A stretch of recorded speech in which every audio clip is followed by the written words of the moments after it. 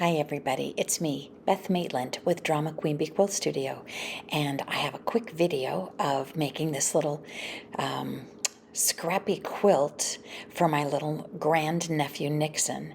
It's a little toddler's nap quilt, and I had this quilt top and I was trying to audition how I was going to do waves and bubbles and swirls for that big giant writer's block quilt for a lake house on Lake Michigan.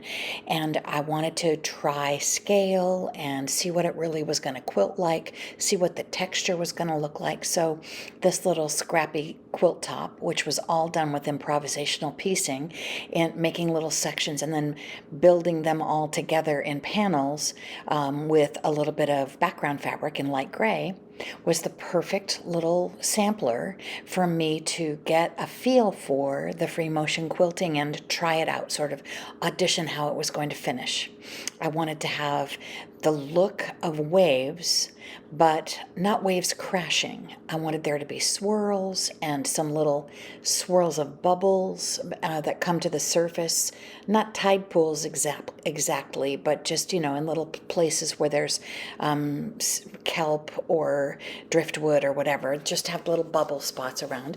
And I wanted to lay in some just kind of the ripples in waves that just look like the surface of water. So this was a really good way for me to try that all out and to see how it was going to all finish and to see what it was going to look like on the back as well, to make sure before I did this enormous 100 by 100 square beautiful big giant quilt, I wanted to just make sure, that it was all going to turn out well for my client and that my ideas were translating well to the quilting.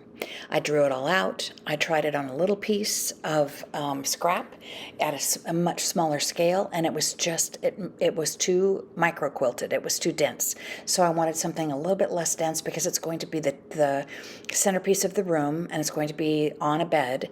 So it needs to also be fluffy and warm and look like an inviting kind of quilt top as well. So these were the things I was struggling with and thinking about when I was developing my ideas for the free motion quilting, and I just thought it would be fun for you to just watch a little bit of quilting and see how I was going to do it.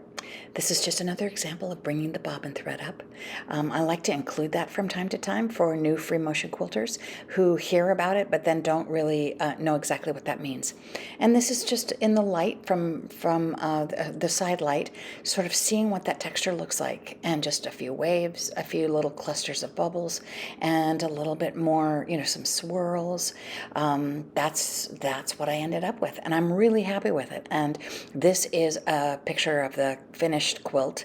I used a peacock feather backing. I just had some fabric that went really well with all of the colors in the scraps, and I used a little pinstripe gray and white binding for my little nephew, and that's my little sampler.